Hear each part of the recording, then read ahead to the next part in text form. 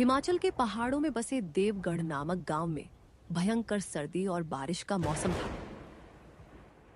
बर्फीली हवाएं चलती थीं और रात दिन बूंदाबांदी होती रहती थी। इस गांव में राम प्रसाद नाम का एक गरीब आदमी रहता था। उसकी दो बेटियां थीं, सावनी और मीरा। सावनी बड़ी थी और मीरा छोटी। राम प्रसाद की पहली पत्नी सावनी को जन्म देते समय ही गुजर गई थी। कुछ साल बाद उसने दूसरी शादी कर ली थी और मीरा उसी दूसरी पत्नी कमला की बेटी थी। कमला बहुत ही स्वार्थी और क्रूर महिला थी। वह अपनी सगी बेटी मीरा से तो बहुत प्यार करती थी, लेकिन सावनी के साथ नौकरानी जैसा व्यवहार करती थी। एक ठंडी सुबह जब बाहर तेज बारिश हो रही थी और ठंडी हवाएं खिड़कियों से अंदर आ रही थीं, कमला सावनी को आवाज देने लगी। अरे सावनी, ओ सावनी, कहाँ मर गई? अभी तक सुबह के सारे काम खत्म नहीं हुए? सावनी ठंड से कांपती हुई रसोई से बाहर आई। उसके कपड़े पुराने और फटे हुए थे, जिनमें ठंड से बचाव का कोई उपाय नहीं था।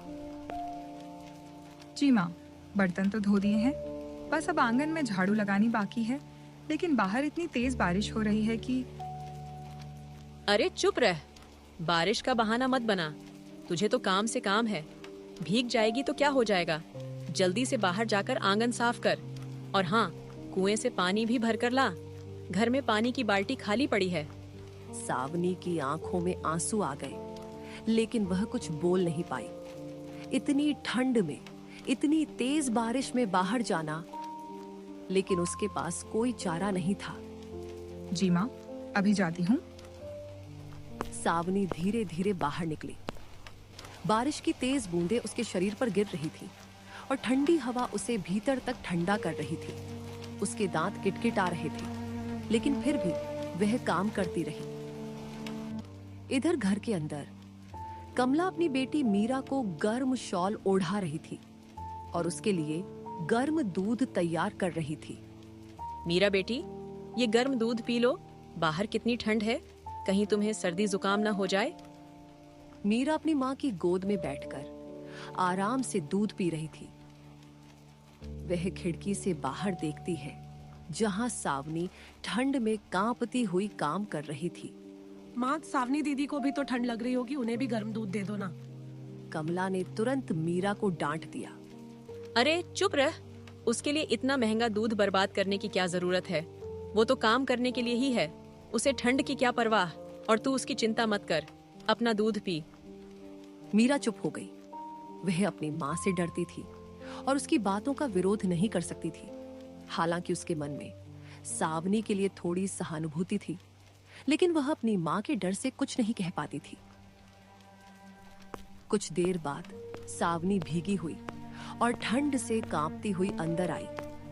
उसके होंठ नीले पड़ गए थे और पूरा शरीर ठंड से सुन्न हो गया था। माँ, सारा काम हो गया, अब क्या करूं? कमला ने उसे ऊपर से नीचे तक देखा और मुंह बिचका दिया। अरे देख तो, कैसी भीगी बिल्ली जैसी लग रही है। जा, पहले अपने कपड़े बदल, फिर मेरी बिटिया मीरा के लिए गर्म पराठे बना दे। उसे भूख लगी है। जी माँ।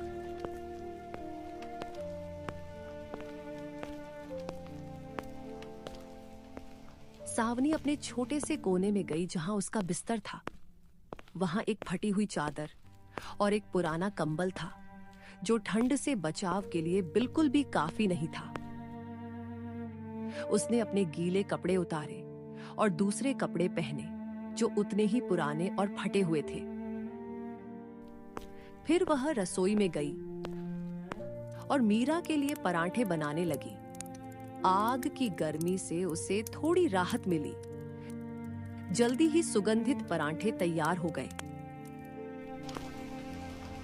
माँ, पराठे तैयार हैं, मीरा के लिए लगा दूं? हाँ हाँ, जल्दी से लगा दे, और अच्छे से मक्खन भी लगा देना।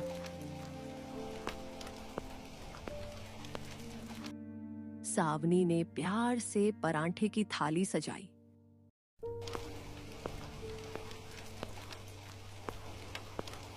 और मीरा के सामने रख दी। मीरा बहन, यह पराठे खा लो। ताजे और गर्म हैं। मीरा ने पराठे खाने शुरू किए।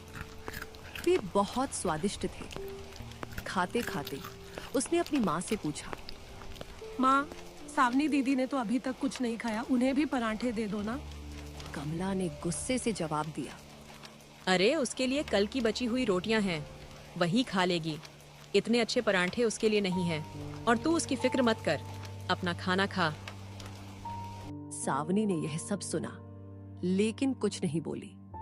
उसकी आंखें नम हो गईं, लेकिन उसने अपने आंसू पोंछ लिए और चुपचाप काम में लग गई। खाना खाने के बाद कमला ने सावनी को फिर से बुलाया। सावनी, सुन, आज शाम तक तुझे पहाड़ी के ऊपर वाले जंगल से सूखी लकड़ियां लानी हैं। घर में जलाने के लिए लकड़ी खत्म हो गई है और इस ठंड में बिना आग के कैसे रहेंगे। सावनी का चेहरा पीला पड़ गया। पहाड़ी के ऊपर जंगल जाने में कम से कम 2-3 घंटे लगते थे और इस मौसम में वहां जाना बहुत खतरनाक था।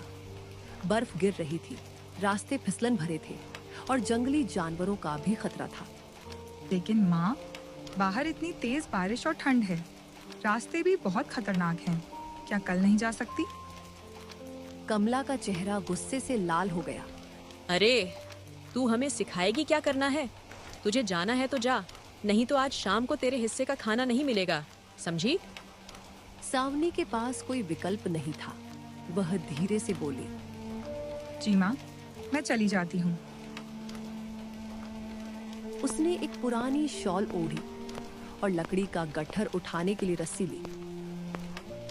बाहर तेज बारिश हो रही थी और ठंडी हवाएं चल रही थी।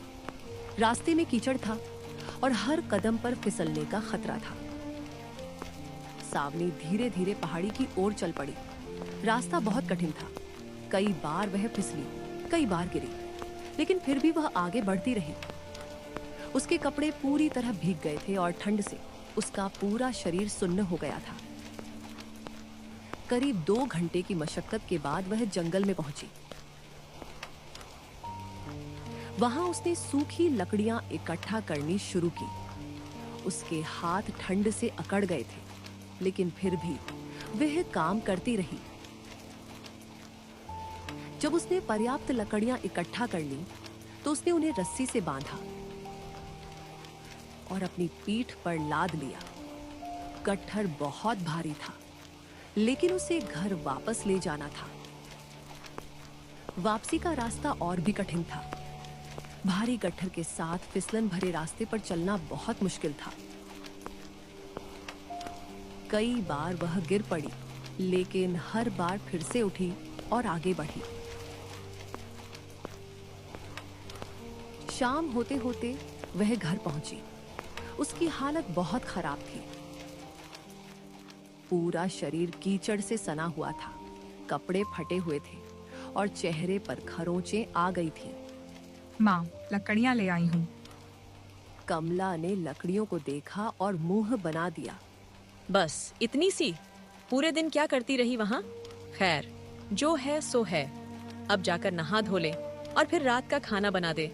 तेरे पिताजी अभी खेत से आएंगे। सावनी की आंखों में थकान साफ दिखाई दे रही थी, लेकिन उसने कुछ नहीं कहा। जी माँ। उसने नहाया और फिर रात का खाना बनाने लगी। उसका पूरा शरीर दर्द कर रहा था और बुखार भी आ रहा था, लेकिन उसे काम करना था। शाम को जब रामप्रसाद खेत से लौटे, तो उन्होंने सावनी की हालत देखी। उनका दिल पिघल गया। अरे सावनी, तेरी यह हालत कैसे हो गई? चेहरे पर इतनी खरोंचें कैसे आ गईं? सावनी कुछ बोलती, उससे पहले ही कमला बोल पड़ी। अरे कुछ नहीं, बस जंगल से लकड़ियाँ लाते समय थोड़ा गिर गई होगी। इसमें इतना परेशान होने की क्या बात है? लड़की है, काम तो करना ही पड़ेगा। रामप्रसाद को यह बात अच्छी नहीं लगी, लेकिन वे अपनी पत्नी से कुछ कह नहीं सके। वे जानते थे कि कमला बहुत जिद्दी है और उनकी बात नहीं मानती।